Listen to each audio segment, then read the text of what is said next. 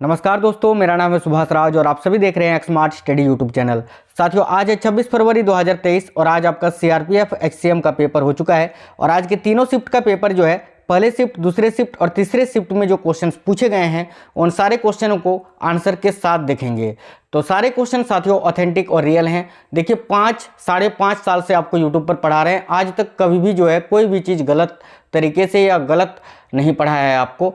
तो सारे ही क्वेश्चन बिल्कुल 100% ऑथेंटिक और रियल हैं। तो कंप्लीट जरूर देखिएगा। जो जो आज पेपर देकर आए हैं वो भी देखिए, और जिनका पेपर अभी आने वाले दिनों में है वो भी जरूर देखना, क्योंकि साथियों क्वेश्चंस रिपीट होना शुरू हो गया है। तो सारे क्वेश्चंस जो है बहुत ही इंपॉर्टेंट है उनके लिए जिनका पेपर अभी आने वाले दिनों में होने वाला है। तो चलिए शुरू करते हैं। उससे पहले सभी साथी वीडियो को लाइक जरूर कर देना, क्योंकि साथियों आपके एक लाइक से हमें मोटिवेशन मिलता है। अपने सभी दोस्तों के साथ वीडियो को जरूर शेयर करना। कोई भी साथी नए हैं तो चैनल को सब्सक्राइब करके बेल आइकन को ऑन कर लेना, अगर आप किसी भी गवर्नमेंट एग्जाम की तैयारी करना चाहते हैं तो चलिए शुरू करते हैं। आज के तीसरे शिफ्ट से देख लेते हैं कि आज के तीसरे शिफ्ट में कौन कौन से क्वेश्चंस पूछे गए हैं। उसके बाद दूसरे शिफ्ट को देखेंगे और फिर पहले शिफ्ट को देखेंगे। इसी वीडियो में तीनों शिफ्ट के क्वेश्चंस आंसर के साथ आपको मिलेंगे। चलिए, जितने क्वेश्चन मुझे मिल पाए हैं सारा क्वेश्चंस देखते हैं। आज के तीसरे शिफ्ट में आपसे ये क्वेश्चन पूछा गया था कि फागवा संगीत भारत के किस राज्य से संबंधित है। तो साथियों, फागवा संगीत की बात करें तो भारत का जो बिहार राज्य है, बिहार में होली के समय यह संगीत बड़े धूमधाम से मनाया जाता है। तो इस क्वेश्चन का राइट आंसर आपका बिहार हो जाता। एक क्वेश्चन आपसे पूछा था कि आयु, देखिए आयुयट्टू किस राज्य का एक लोक नृत्य है। तो साथियों, आयुयट्टू की बात करें तो ये नागालैंड राज्य का एक प्रसिद्ध लोक नृत्य है। तो इस क्वेश्चन का आपका राइट आंसर हो जाता नागालैंड। अगला क्वेश्चन पूछा गया था कि भारतीय फुटबॉल संघ के नए अध्यक्ष कौन बनाए गए हैं। साथियों, क्वेश्चन का लैंग्वेज थोड़ा सा अलग हो सकता है, बाकी आपके आंसर जो है 100% रियल हैं और क्वेश्चन भी हुबहू है, थोड़ा सा खाली लैंग्वेज का आपको प्रॉब्लम हो सकता है। देखिए, तो भारतीय फुटबॉल संघ के नए अध्यक्ष कौन बनाए गए हैं, तो इसका राइट आंसर हो जाता कल्याण चौबे। एक क्वेश्चन आपसे पूछा गया था कांग्रेस की स्थापना कब हुई थी। ये तो बहुत ही सिंपल क्वेश्चन था। तो साथियों, कांग्रेस की स्थापना 28 दिसंबर सन 1885 को हुई थी। और कहाँ पर, तो याद रखना मुंबई में। और साथियों, किसने की थी, तो ए.ओ. ह्यूम ने। अगर आपसे पूछे कि कांग्रेस के पहले अध्यक्ष कौन थे, तो W.C. बनर्जी याद रखना, यानी व्योमेश चंद्र बनर्जी। अगला क्वेश्चन पूछा गया था असहयोग आंदोलन कब से कब तक चला था। ये इस क्वेश्चन का लैंग्वेज थोड़ा अलग टाइप का था। तो इसका राइट आंसर हो जाता 1920 से 22 के बीच में। इसके बीच में जो भी आपका ऑप्शन था वो आपका राइट आंसर हो जाता। एक क्वेश्चन आपसे पूछा था केंद्रीय बजट 2023-24 को किसने पेश किया था। बहुत ही सिंपल क्वेश्चन था, राइट आंसर हो जाता साथियों निर्मला सीतारमण। साथियों, वीडियो को लाइक जरूर करते चलना, क्योंकि साथियों आपकी एक लाइक से हमें मोटिवेशन मिलता है। एक क्वेश्चन आपसे पूछा था कि डबल डेकर इलेक्ट्रिक बस को नितिन गडकरी जी ने कहां से शुरू किया है। तो साथियों, बात करें डबल डेकर इलेक्ट्रिक बस की, तो ये वातानुकूलित जो है इलेक्ट्रिक बस है, जिसकी शुरुआत नितिन गडकरी, जो कि अभी वर्तमान में केंद्रीय परिवहन और राजमार्ग मंत्री हैं, तो इसका शुरुआत जो है साथियों मुंबई से शुरू किया गया था। तो राइट आंसर इसका आपका मुंबई हो जाता। अगला क्वेश्चन पूछा गया था कि बालत श्रम का अधिकार किससे संबंधित है।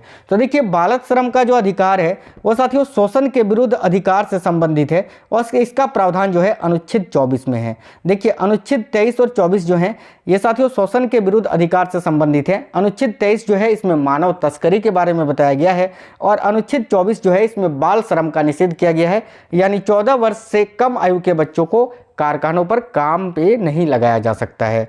अगला क्वेश्चन एक पूछा गया था कि नीलगिरी तहर परियोजना किस राज्य में शुरू किया गया है। तो तीसरे शिफ्ट का ही क्वेश्चन है। साथियों, नीलगिरी तहर परियोजना की बात करें तो इसकी शुरुआत तमिलनाडु राज्य सरकार ने की है। तो राइट आंसर आपका हो जाता तमिलनाडु। अगला क्वेश्चन एक पूछा गया था कि हम्पी और मैसूर भारत के किस राज्य में स्थित हैं।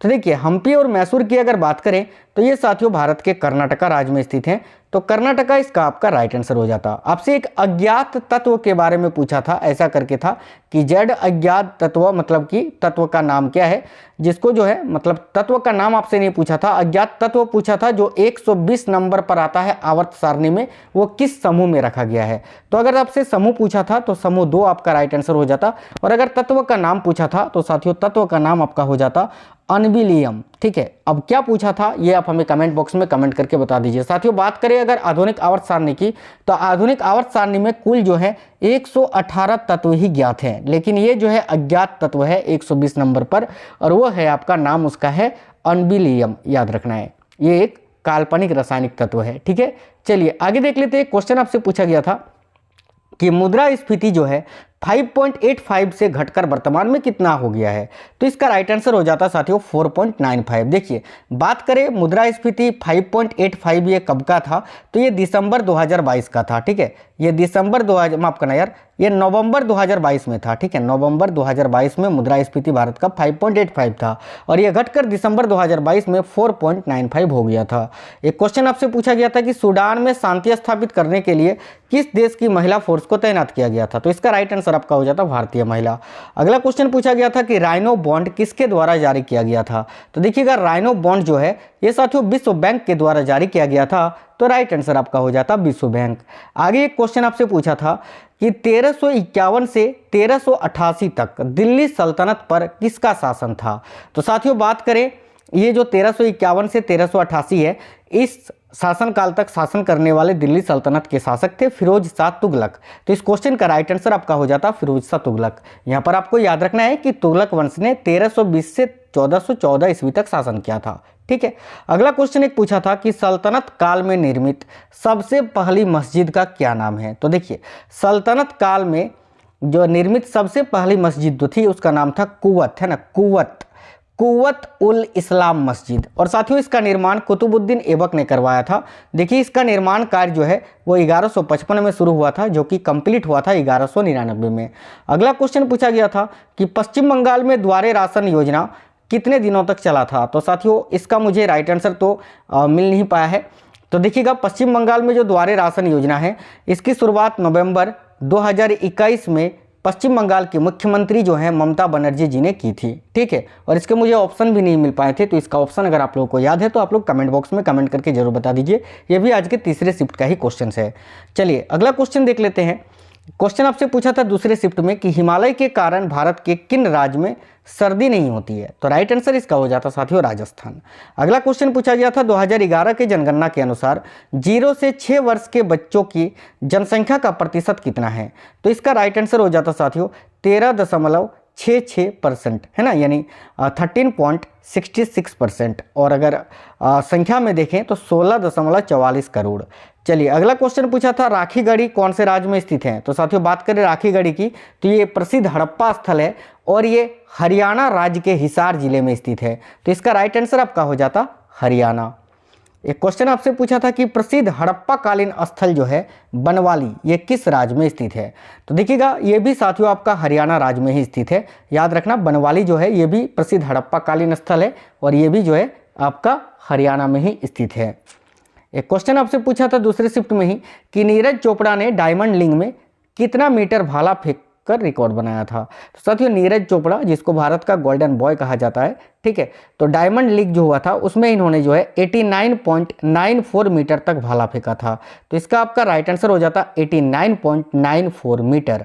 अगला क्वेश्चन पूछा था समानता का अधिकार किस अनुच्छेद में है, ये क्वेश्चन का मुझे लैंग्वेज नहीं मिल पाया था, तो देखिए अगर आपसे ये पूछा था कि समानता का अधिकार किस अनुच्छेद में है तो इसका राइट आंसर हो जाता अनुच्छेद 14 से 18। देखिए अनुच्छेद 14 से 18 जो है इसमें समानता के अधिकार के बारे में बताया गया है। एक क्वेश्चन आपसे पूछा था कि बाबर ने काबुली बाग मस्जिद कहाँ बनवाया था, तो साथियों बाबर ने अपनी बेगम के याद में ये काबुली बाग मस्जिद पानीपत में बनवाया था, पानीपत जो कि हरियाणा राज्य में स्थित है, तो इसका राइट आंसर आपका हो जाता पानीपत हरियाणा। ठीक है, एक क्वेश्चन आपसे पूछा था छव नृत्य को किस वर्ष मानवता की अमूर्त सांस्कृतिक विरासत की यूनेस्को सूची में शामिल किया गया, तो इसका राइट आंसर हो जाता साथियों 2010 में। आपको बता दें छव नृत्य जो है इसको 2021 में ही भारत का शास्त्रीय नृत्य का दर्जा दे दिया गया है, यानी वर्तमान में अभी कितने शास्त्रीय नृत्य हैं, तो 9, याद रखना। बात करें छव नृत्य की तो ये खासतौर पर पश्चिम बंगाल, उड़ीसा और झारखंड राज्य का लोक नृत्य है, अभी तो शास्त्रीय नृत्य का इसको दर्जा दे दिया गया है। अगला क्वेश्चन पूछा गया था कि 2022 में उपराष्ट्रपति का जो चुनाव हुआ था कितने क्रमांक के उपराष्ट्रपति का चुनाव था, तो साथियों देखिएगा अभी वर्तमान में जो उपराष्ट्रपति हैं वो हैं जगदीप धनखड़ और इनका क्रमांक कितना है साथियों, तो 15वां। आपसे उपराष्ट्रपति पूछ लिया है आज, तो कल आपसे राष्ट्रपति भी पूछ सकता है, तो याद रखना राष्ट्रपति का जो चुनाव 2022 में हुआ है वो साथियों 15वें नंबर का था। ठीक है, और 15वीं राष्ट्रपति अभी कौन है, तो द्रौपदी मुर्मू जी, और भारत की पहली आदिवासी महिला राष्ट्रपति हैं। चलिए अगला क्वेश्चन पूछा था कि सालाबाई की संधि के समय भारत के गवर्नर जनरल कौन थे। तो इसका राइट आंसर हो जाता साथियों वारेन हेस्टिंग्स। ठीक है, याद रखना। और कब, तो 1782 में। ये पहले शिफ्ट का क्वेश्चन है। अगला क्वेश्चन पूछा गया था 2023 में दोहरा शतक लगाने वाले सबसे कम उम्र के खिलाड़ी कौन है। तो राइट आंसर हो जाता साथियों शुभमन गिल। इन्होंने 149 गेंदों में जो है 208 रनों की शानदार पारी खेली थी। किसके खिलाफ, तो न्यूजीलैंड के खिलाफ। चलिए अगला क्वेश्चन पूछा गया था, देखिएगा एक क्वेश्चन आपसे पूछा गया था कि 5वीं खेलो इंडिया यूथ गेम्स की मेजबानी कौन सा राज्य ने किया। देखिए 5वीं खेलो इंडिया यूथ गेम्स की मेजबानी की अगर बात करें तो साथियों मध्य प्रदेश ने किया था। तो मध्य प्रदेश जो है इस क्वेश्चन का राइट आंसर हो जाता। आपको बिल्कुल सुपर फास्ट तरीके से साथियों तीनों शिफ्ट के क्वेश्चंस करा रहे हैं, बिल्कुल सुपर फास्ट। ठीक है, अगला क्वेश्चन पूछा गया था कि गरीबी के मामले में भारत का कौन सा राज्य है जो दूसरे स्थान पर है।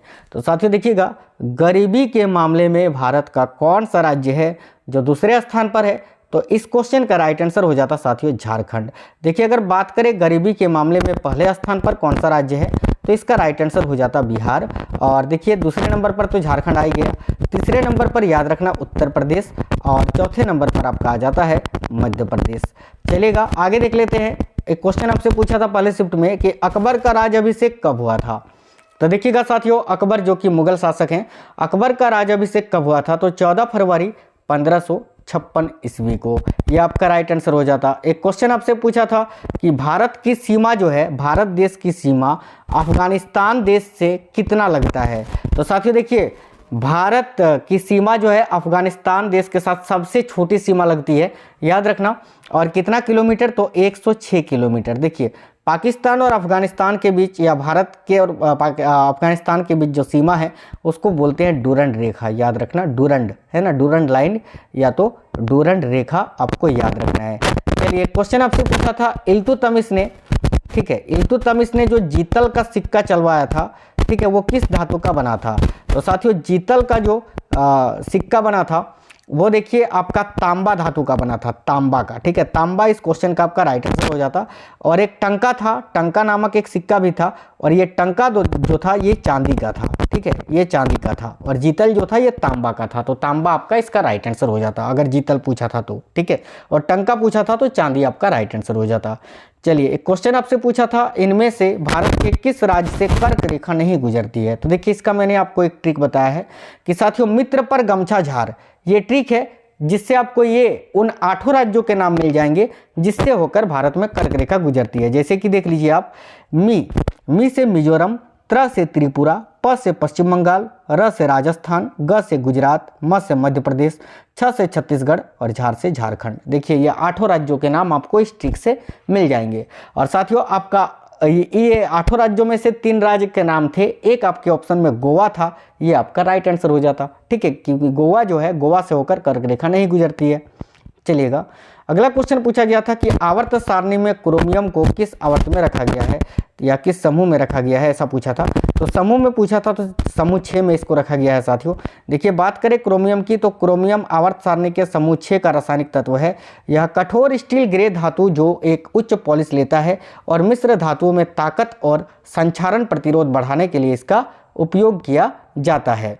एक क्वेश्चन आपसे पूछा था आरावली पर्वतमाला की सबसे ऊंची चोटी का क्या नाम है। तो साथियों आरावली पर्वतमाला जो कि भारत की सबसे प्राचीन पर्वतमाला है, आपका ना सबसे प्राचीन पर्वतमाला है ये आरावली पर्वतमाला, और इसकी जो सबसे ऊंची चोटी है वो है साथियों गुरु शिखर चोटी, और ये राजस्थान के कुंभलगढ़ जिले में स्थित है। ठीक है, चलिएगा ये क्वेश्चन तो मैंने आपको बता ही दिया, ये शुभमन गिल वाला। एक क्वेश्चन आपसे पूछा था संविधान के किस अनुच्छेद में वित्त आयोग का प्रावधान है। तो साथियों संविधान का अनुच्छेद 280 जो है इसमें वित्त आयोग का वर्णन किया गया है। अगला क्वेश्चन, इस क्वेश्चन पे डाउट है थोड़ा सा कि चुगली करना या किसी के मन में किसी के लिए गलत बात कहना इस मुहावरे किस मुहावरे का अर्थ है। तो ऐसा अगर पूछा था तो कान भरना राइट आंसर हो जाता। हालांकि ये क्वेश्चन मुझे अच्छे से नहीं मिल पाया था, सही से इसका लैंग्वेज मुझे नहीं मिल पाया था। बाकी जितने भी क्वेश्चन कराए मैंने वो सारे क्वेश्चन तीनों शिफ्ट के थे और सारे ही क्वेश्चन रियल और ऑथेंटिक है। आपको ये वीडियो कैसा लगा है आप हमें कमेंट बॉक्स में कमेंट करके जरूर बताइए। आप अगर आज कोई भी शिफ्ट में पेपर देकर आए हैं और अगर आपको कोई भी क्वेश्चन याद है तो नीचे कमेंट बॉक्स में कमेंट जरूर कर देना, वीडियो को लाइक जरूर कर देना, अपने सभी दोस्तों के साथ शेयर जरूर कर दीजिएगा। एक चीज़ और आपको बता दें साथियों, देखिए 22 तारीख 23 तारीख और 24 तारीख को जो एग्ज़ाम हुआ है उसमें जो क्वेश्चंस पूछे गए थे मैंने एक ही वीडियो में आपको करा दिया था। अगर आप लोगों ने नहीं देखा है तो उस वीडियो को चैनल के अंदर जाकर देख लेना, उस वीडियो से आपको काफ़ी ज़्यादा हेल्प मिलेगी, ठीक है। और सभी साथी वीडियो को लाइक कर दीजिए, शेयर कर दीजिए, नए साथी जितने भी हैं चैनल को सब्सक्राइब करके बेल आइकन को जरूर ऑन कर लेना। स्मार्ट स्टडी चैनल ये साथियों पहले भी आपको नौकरी दिलाया है और आगे भी दिलवाएगा, तो बने रहना और अपना भरोसा बनाए रखना। मिलेंगे नेक्स्ट वीडियो में, तब तक स्वस्थ रहें। जय हिंद साथियों, वंदे मातरम।